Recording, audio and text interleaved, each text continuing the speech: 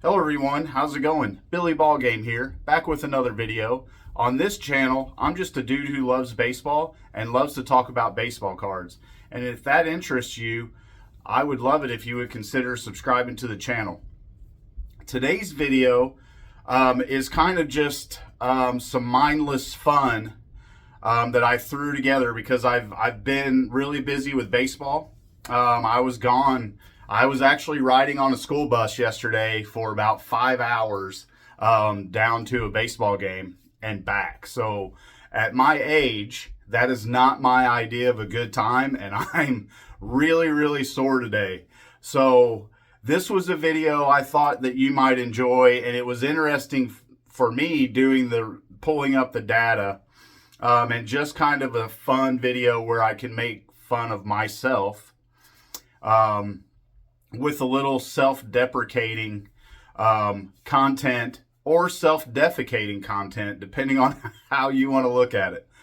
But today's video, I'm going to do a countdown of the top 10 cards that if I were to sell today that I have in my collection, that I would lose the most money on. And this is an idea for a video that I stole from my buddy Darren from Return to Collecting. He did one of these here recently. And I'm lucky because for the longest time I had a really small budget, and to a certain extent I still do. So I don't have a whole lot of money loss in these cards, luckily. But one thing that I realized is these cards kind of fall into two different categories, and I'll explain those real quick, and then I'll start running through the countdown. So one category would be ultra modern cards that I bought with the mindset more of a prospector, and mostly during the pandemic. The second category is, and again, not all of these fall into this category, but the second category, for the most part, falls into or makes up vintage cards that I've bought for the 1960 Topps set that I either paid too much for based off of eye appeal, and I'll touch on that individually as I go through the cards, or some that I bought ungraded that I paid too much for based off of what the grades came back as. And again, I'll touch on each individual card as I go through it. And also, just so you know, we have company upstairs. My wife's friend is here with her daughter. So our dogs are going nuts. The kids are running around through the house. So you may hear some banging upstairs. And if you do, I apologize because my dog just barked. But anyway, so here's how the list breaks down.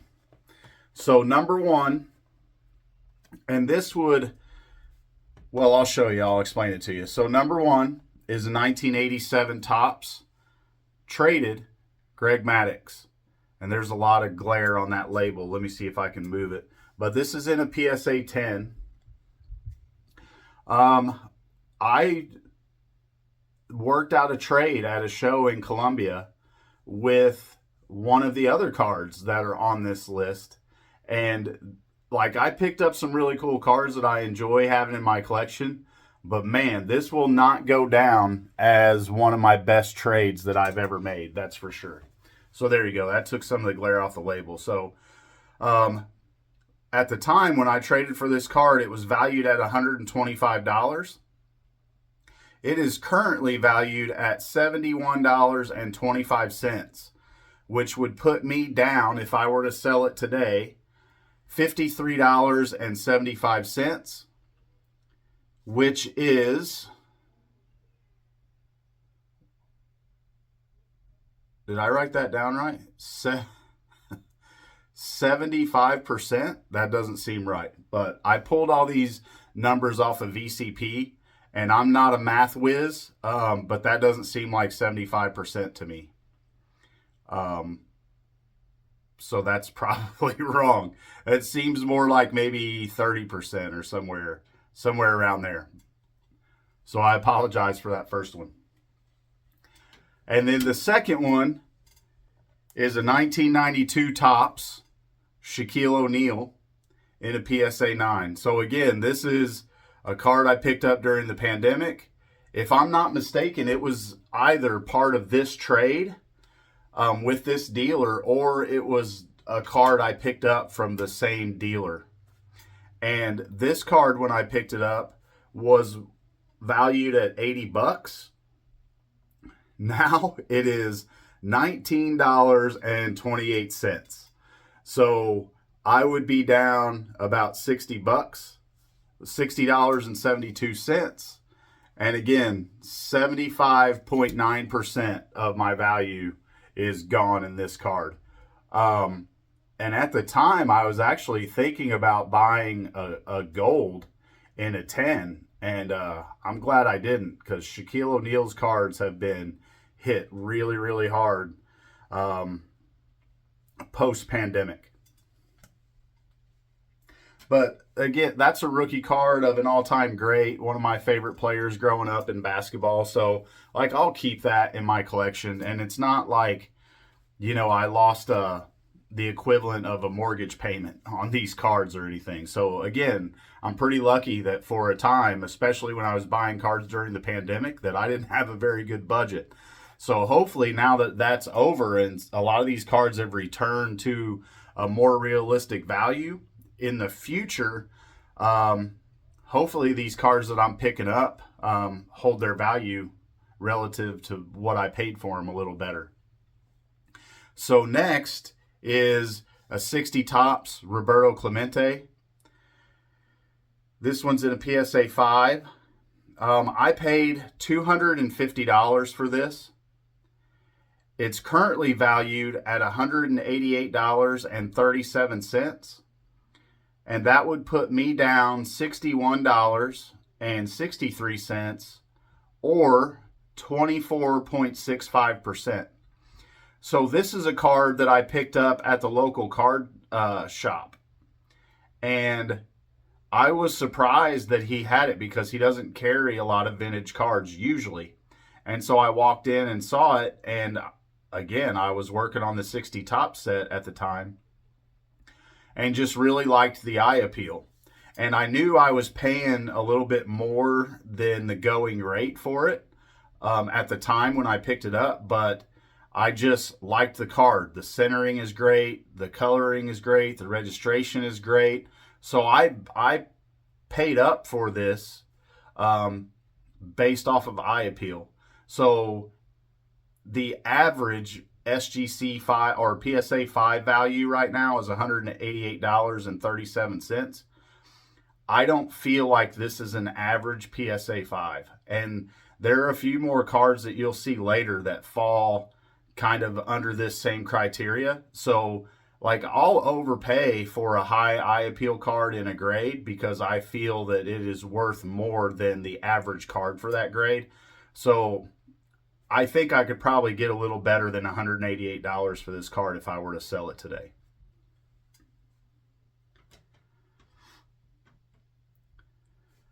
All right, so next we have a 1960 Topps Harmon Killebrew. Now, this was one of the cards that I bought from my buddy Chris from Missouri. I bought 3 cards off of him, ungraded, when we first kind of started to become friends because of card shows, really, and me buying cards from him at shows. So I got this Harmon Killebrew, a 60 Brooks Robinson, and a 60 Bob Gibson. Now, I paid, I think it was $220 for these 3 cards, which sounds like I way overpaid for them. But what you have to consider is the Bob Gibson came back in an SGC 7.5, and it's a beautiful card. I've shown it on my channel before in previous videos. And then the Brooks Robinson came back as an SGC 6. This one came back as a 5. But it's an amazing 5 to me. So technically, if you break everything down with grading fees and all that stuff, I figure that I'm $105 into this card. I figured 70 bucks, and then or $75 and then $30 for grading fees. This card is now worth $41.79. That would put me down $63.21, or 60.2%. But again, I'm working on the 60 top set. This is a really high eye appeal 5 in my opinion. So I'm not sweating it. I'm happy to have it in my collection, and in my opinion, it's a great card.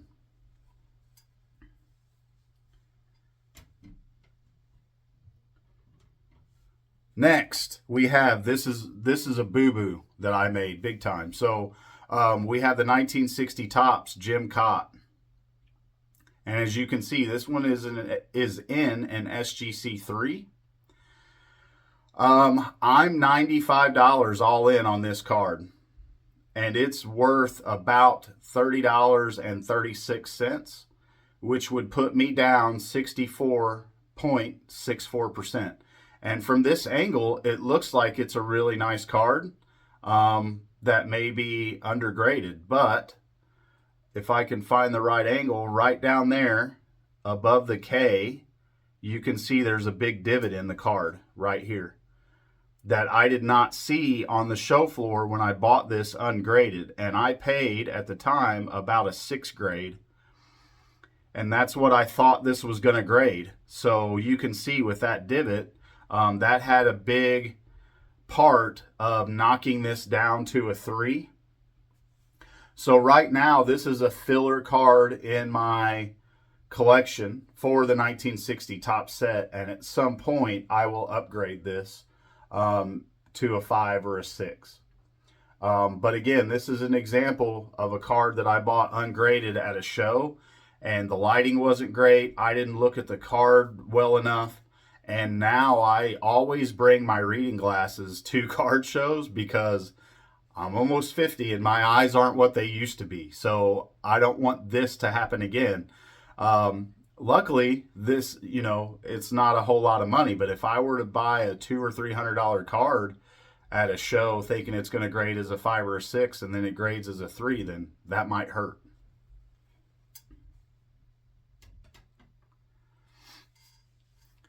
And then here's another one that I paid up based off of eye appeal, and I'm happy with the card, so I don't really care what VCP average value is on it.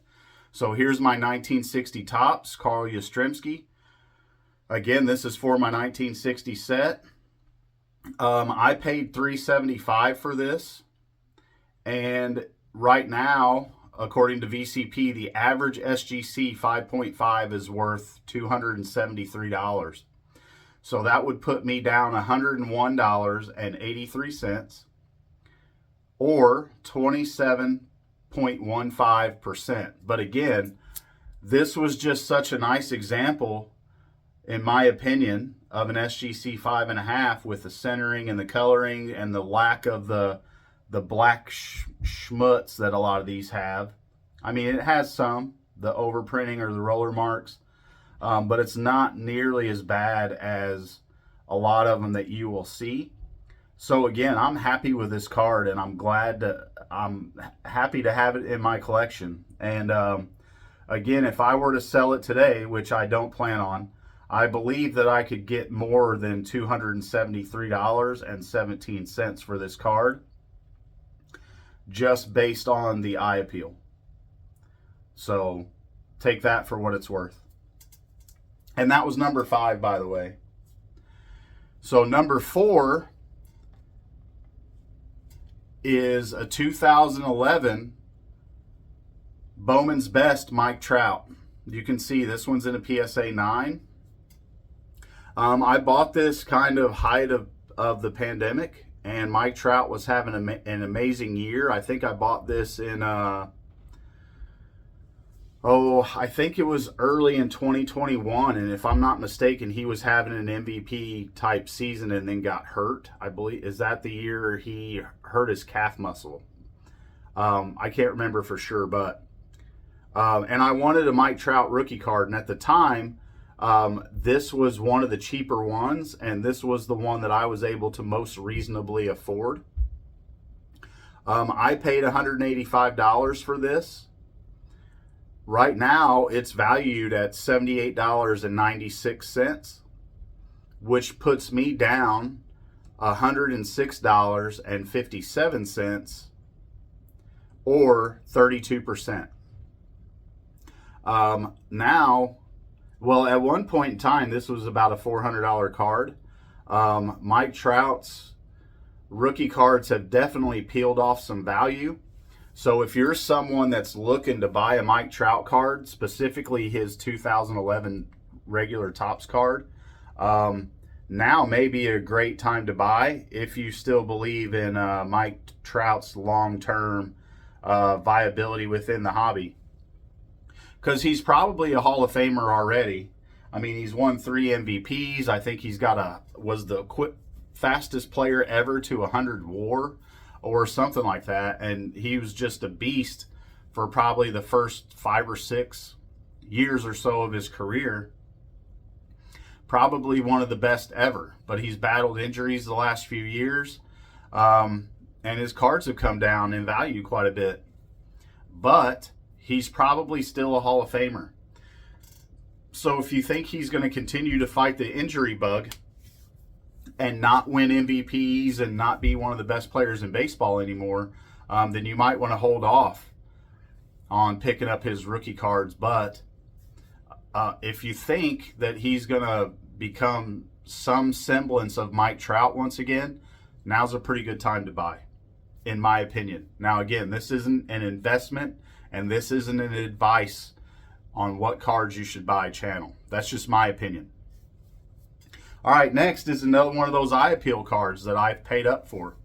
So this is a 60 Topps Mickey Mantle All-Star. And in my opinion, this is just a great card. I love the design of the All-Star cards from this 60 set. They're just amazing to me. This one, as you can see, is in an SGC 5. I paid $410.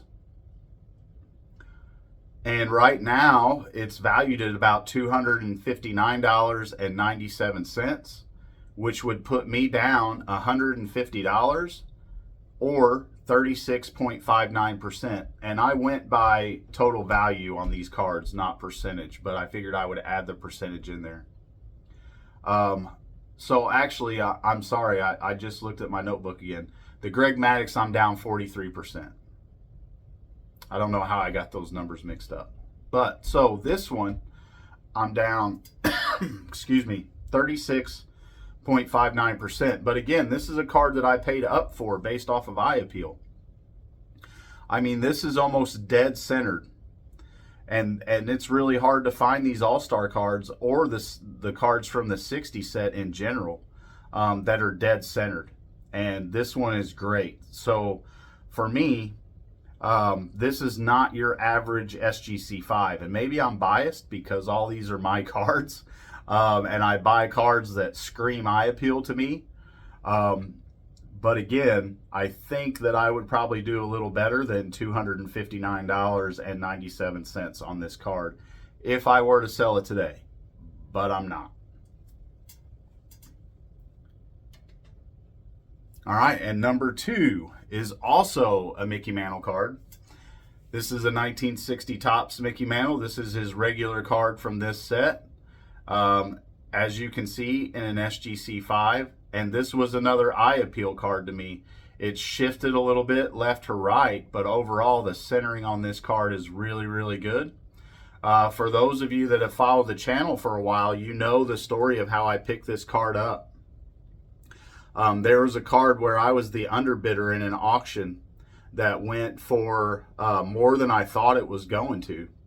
And I was frustrated that I lost that auction and kept looking for Mickey Mantle cards because I'd saved up 2 months worth of allowance, which at the time was $200 a month. And then I took an advance of 2 months allowance to buy a Mickey Mantle card for the 60 set. So I'd been looking at these for months and had my eye on them and was just chomping at the bit to get a Mickey Mantle. Well, I lost that auction and then kept looking and found this one. And I actually think that this one is nicer than the one that went for auction that day, and I paid the same price for it. I think the seller was had it listed at $1,100 or best offer, and I negotiated him down to $835. And this was the first Mickey Mantle card that I've ever bought, and this to this day is still the most expensive card that I've ever bought. But again, this is just a card that I'm so happy to own. When I was a kid growing up, there's no way that I ever thought I'd be spending $800 on Mickey Mantle cards, which I don't do often, but that to me is just an awesome card. And I don't even mind this red up here where the line's off a little bit. To me, that just adds a little bit of that kind of vintage charm and character to this card, and so I love it. But anyway, I would be down $179 or 21.47%. So this card I paid $835 for. Now VCP average price on an SGC5 is $655.75. So again, that would put me down $179.25 or 21.47%. And then last but not least, you might be surprised that this is the card that I would be down the most money on. But when you find out who it is, you won't be surprised at all. It's a modern player, an ultra modern player who's lost a lot of value here in the last couple seasons. So what we have, and again, this was part of the trade with the Greg Maddux. I got it from the same dealer I got the Shaquille O'Neal from. I traded an 89 Upper Deck King Griffey Jr. I traded a, I don't remember what year it was, Hank Aaron, I think maybe a 69 Hank Aaron in an SGC4, and maybe one other card. And we were going to come together on a bigger trade that involved my Ozzie Smith rookie card and a couple other cards for some more Fernando Tatis cards. But we weren't able to agree on price. And so I'm glad that the other part of that deal didn't go down, or I would be way upside down on Fernando Tatis cards right now. So here we have his 2019 Topps Chrome in a PSA 10. So at the time when I picked this card up, it was valued at $300. Today, this is amazing. Today, VCP's average price for a PSA 10 is $29.36. So I would be down, if I were to sell, $270.64 or 90.21%. And even though I have a small budget, this one hurts because there are lots of really cool cards that I could add to the collection for $270. I mean, I could add a Johnny Bench rookie in a PSA 5 for that. So what this little exercise in making fun of myself tells me is I don't need to be prospecting. Fernando Tatis is definitely a card I picked up prospecting. And again, I picked this up in 2020 or 2021, so you had the pandemic, you had already inflated prices, and then Fernando Tatis was tearing it up that year. And that's one of the big reasons why that I turned away from more modern cards and shifted my focus into vintage. Now, again, I still have modern cards in my collection. I have Mookie Betts, Kyle Tucker, Vladimir Guerrero, Rafael Devers, like some of the newer guys that I enjoy. Like I still have some of their cards, but that's not stuff that I'm actively going out looking for. So at this point in time, like I would rather overpay for a really good eye appeal 1960, you know, for my set, or a Lou Brock rookie card or something like that I know is going to hold value long term, even though I may overpay based off of eye appeal. So hopefully this will help some of you out there, especially if you're newer into collecting. Don't get caught up in the hype. Don't get caught on the hype train like I did. Some of the worst cards that I have in my collection that I way overpaid for were me trying to prospect because I got caught up in the hype train. I've got Brian Anderson. I've got Dustin May. I've got Walker Buehler. I've got Tim Anderson. Like I can just name players. I can go on and on and on. When I was buying more modern stuff and ripping modern packs, I can go on and on with players that I got caught up in the hype train. Jack Flaherty's another one.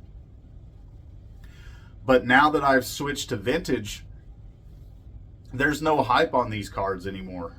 There's just what their career was and what they mean to the hobby. So the values of these cards are established. Mickey Mantle isn't going to get caught using PEDs, and his cards are going to drop substantially in value. So for me, I enjoy the vintage cards a lot more. Those are cards a lot of the times that I never thought I'd be able to afford when I was a kid. And those are the players that I grew up idolizing, along with a lot of the guys from the junk wax era. So I hope you find some benefit from this video. A couple more things and then I'll wrap it up. So Strongsville's going on. A bunch of my YouTube buddies are in Strongsville as we speak. Some of those videos have started to come out already of some pickups and different stuff like that. My buddy, baseball collector Mike Moynihan, picked up an amazing card on a $400 coin flip, which is absolutely insane. But the coolest thing that I found in that video is that my buddy that lives down in Jeff City, Tom, that I'm going to the National with, was in Mike Moynihan's video. So he went with Chris from Missouri and another buddy of ours. And Tom is a passionate collector that loves baseball cards, and he's got an amazing collection. And just seeing Tom there with Mike to share Mike's joy of picking up an amazing Jackie Robinson card, like that's the highlight of Strongsville to me so far. And I can't wait for some of my buddies to come back so I can talk about the show, live vicariously through them, and talk about their pickups and what they enjoyed about the show. So that's awesome to me. And then one other thing on a little bit more of a solemn note is rest in peace, Whitey Herzog. I never even knew the guy, and I might get upset. So my first memories of the Cardinals were in 1982. We lived in Hawaii when I was younger because my dad was in the military. And I was pretty young when we moved back to Missouri. But the first year I remember being back in Missouri was 1982. And we left Hawaii in 1981. And that's the year the Cardinals won the World Series in 82. So my first memories of the Cardinals were them winning the World Series in 82 and Whitey Herzog being the manager of that team. And I'm a child of the 80s. And Whitey Herzog managed the Cardinals for that entire decade. They went to 2 more World Series. They went back, as all of you know, in 85 and 87. And they lost to the Royals in 85. They lost to the Twins in 87. And then under Whitey Herzog, they were never able to make the World Series again. But I loved that team. It changed a little bit every year, but I love their style, Whitey ball, right? If you look back at some of those Cardinals teams, they had Ozzie Smith is a Hall of Famer. They had Willie McGee, who was a really good player, but not a Hall of Famer. They had Terry Pendleton, who won Rookie of the Year with the Cardinals, I believe, in 1985. who was a really good player, would go on to win MVPs with the Braves. Let's see who else. They had Tony Pena there for a little bit. They had Lonnie Smith. They had George Hendricks. They had David Green. So they had some solid players, but really, if you think about superstars, if you consider Ozzie Smith a superstar, he's really the only one that they had on their team. Vince Coleman was a superstar for the first year or two. Same with Terry Pendleton. Jack Clark was their big bopper in the middle of the lineup. So those teams were so much fun to me growing up as a kid. And after Whitey left, we went through a dry streak. There were some pretty dark days to be a Cardinals fan in the late 80s and early 90s. Joe Torre was the manager for a while. You know, in 1990, you had Ray Langford, Todd Zeile, Bernard Gilkey. Like, there were some really good young players that we thought were just going to be superstars and bring us back to another World Series. And they didn't.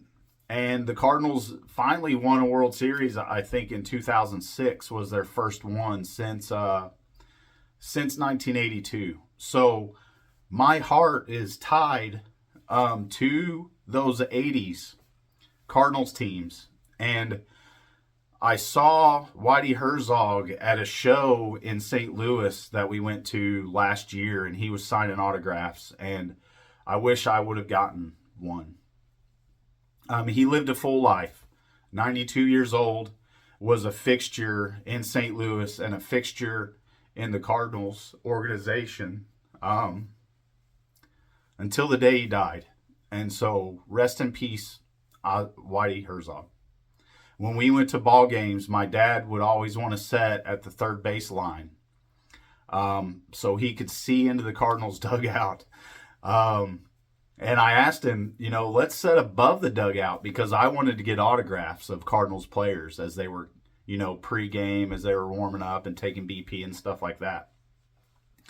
And I asked him, why do we always have to set up the third baseline above the visiting team's dugout? Because the Cardinals are over there and I want autographs. And so my dad's answer was always that he wanted to see what Whitey was doing. And I always thought that was kind of funny because it was like, well, what would you be able to see that he's doing? Like picking up the bullpen phone and getting a reliever up to warm up. Like you can't hear him talking. You know what I mean? So I just always thought that was funny. Those years of Cardinals baseball are some of my most fond memories as a kid. So it's just part of life, right? But it touched me. It hit me a little harder than I thought it would, you know, being almost 50 years old, having Whitey pass away. So, sorry to end this on a down note, but as you can tell, it kind of hit me hard. So, and this is like 4 or 5 days later, like I'm grieving and mourning for someone that I didn't even know. But I'll go ahead and wrap it up with that. So, for all of you that are in Strongsville, have a blast at the show. I can't wait to see your videos and hear your stories about the show and hopefully talk to some of you when you get back. For everybody else, I hope you got some value from this video. I'll wrap it up at that. This has gone longer than I imagined. I talked about Whitey for longer than I thought I would. But everybody have a good one. And until the next one, I'll talk to you later.